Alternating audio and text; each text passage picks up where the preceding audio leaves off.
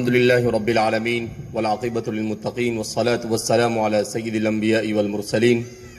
سيدنا وحبيبنا وحبيب رب العالمين محمد وعلى آله وأصحابه ومن هدى بهديه إلى يوم الدين. قال النبي صلى الله عليه وسلم ولدتكم أمهاتكم أحرارا. طلبہ عزیز اور اساتذہ کرام،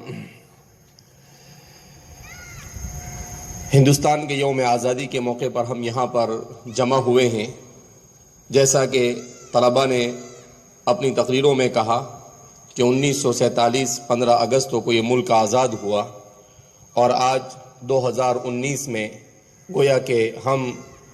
73ویں یوم آزادی کے موقع پر یہاں پر جمع ہوئے ہیں. اس موقع پر سب سے پہلے تو ہمیں اس بات کو جاننا چاہیے کہ اس ملک کی آزادی میں ہمارا کیا رول رہا.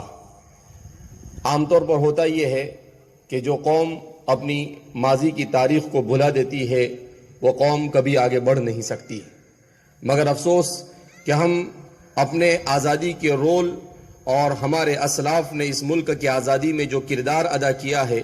وہ کب سے شروع ہوا اور کب تک چلا، اس سلسلے میں عام طور پر ہم غفلت برتتے ہیں.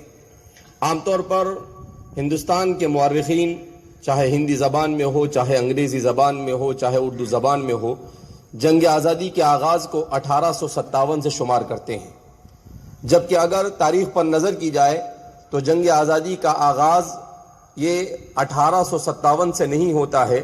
بلکہ جنگ آزادی کا آغاز یہ 1688 سے ہوتا ہے. کس طرح سے ہم کہیں گے کہ 1688 سے ہوتا ہے؟ اس طور پر کہ انگریز اس ملک میں 1603 میں آیا، پرتگیز اور برٹش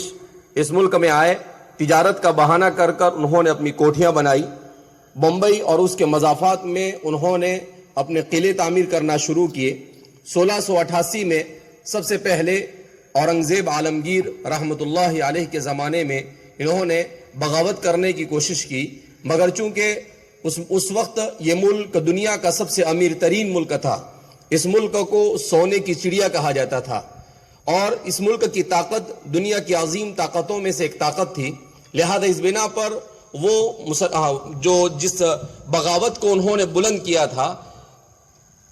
اورنگزیب رحمۃ اللہ علیہ کو وہاں جانے کی کوئی زحمت نہیں اٹھانی پڑی، بلکہ آپ کے اس علاقے کے ذمہ داروں نے اپنی ذمہ داری کو نبھایا اور انہیں شکست سے دوچار کیا. یہ سب سے پہلی جنگ آزادی کہی جا سکتی ہے، اگرچہ تاریخ میں عام طور پر اس کا تذکرہ نہیں ملتا ہے. اور پھر اس کے بعد جب انگریزوں نے دیکھا کہ ہمیں شکست ہو چکی ہے اور اب ہمیں اس ملک سے نکال دیا جائے گا، تو انہوں نے گڑ گڑا کر معافیاں مانگ کر، جس کی تصویریں تک کے وہاں کے لوگوں نے آج بنائی ہے اور جو اویلیبل ہے، کہ 1690 میں اورنگزیب عالمگیر رحمۃ اللہ علیہ کے پاؤں میں آ کر یہ لوگ گر گئے اور معافی مانگی کہ آج کے بعد ہم ایسا نہیں کریں گے.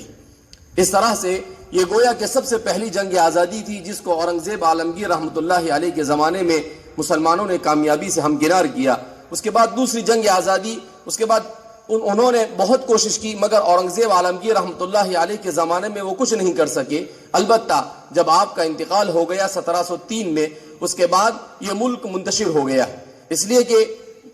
اورنگزیب عالمگیر رحمۃ اللہ علیہ کے صاحبزادوں نے انگریزوں نے آپس میں لڑایا، ڈیوائڈ اینڈ رول کا مور ادا کیا، اور اس طریقے سے انہیں لڑا کر پھر اس ملک پر حکومت کرنے کی کوشش کی. تو سب سے پہلے اس کے بعد دوسری جنگ آزادی جو لڑی گئی وہ ہے 1744 میں وردی علی خان نے، انہوں نے بھی اس جنگ میں کامیابی حاصل کی. پھر اس کے بعد 1757 میں تیسری جنگ آزادی سراج الدولہ نے لڑی، اور وہ کسی طریقے سے غداری کی وجہ سے کامیاب نہیں ہو سکے. اور پھر اس کے بعد حیدر علی اور ٹیپو سلطان نے 1799 میں اپنی جان اس ملک کے لیے قربان کر دی. اور اس طریقے سے گویا کہ مسلمان حکام اور مسلمان بادشاہوں نے 100 سال تک صرف اپنے بلبوتے پر اس ملک کو انگریزوں سے آزاد کرنے کی انتھک محنتیں اور کوششیں کی. اس کے بعد جب دیکھا کہ علماء نے دیکھا کہ اب ہمارے اس ملک میں سیاسی اعتبار سے مسلمان حکمران انگریزوں کا مقابلہ نہیں کر سکتے ہیں، تو پھر علماء میدان میں آئے، اور حضرت شاہ ولی اللہ صاحب محدث دہلوی رحمۃ اللہ علیہ نے متنبہ کیا کہ انگریزوں کو اس ملک سے نکالنے کی کوشش کرنی ہوگی. اور پھر جب ان کا تسلط بہت زیادہ بڑھا تو پھر 1803 میں آپ کے صاحبزادے شاہ عبدالعزیز محدث دہلوی رحمۃ اللہ علیہ نے سب سے پہلا انگریزوں کے خلاف جہاد کا فتویٰ آپ نے صادر کیا اور کہا کہ یہ ملک دارالحرب بن چکا ہے اور اس ملک سے انگریزوں کو نکالنا یہ مسلمانوں کا دینی، ملی اور اخلاقی فریضہ ہے، لہذا انہیں اس ملک سے نکالا جاوے۔ کہا جاتا ہے کہ اسی پاداش میں آپ کی آنکھوں میں زہر ڈالا گیا، یہاں تک کہ آپ اپنی آنکھوں کی بینائی سے معذور ہو گئے اور آپ اس کے بعد دیکھ نہیں سکتے تھے اور آپ کو دہلی بدر کر دیا گیا۔ پھر اس کے بعد آپ کے تلامذہ میں سید احمد شہید اور سید اسماعیل شہید نے اس مہم کو آگے بڑھایا اور اس طریقے سے علماء صادق آباد اور پھر اس کے بعد علامہ رحمت اللہ کیرانوی، اس کے بعد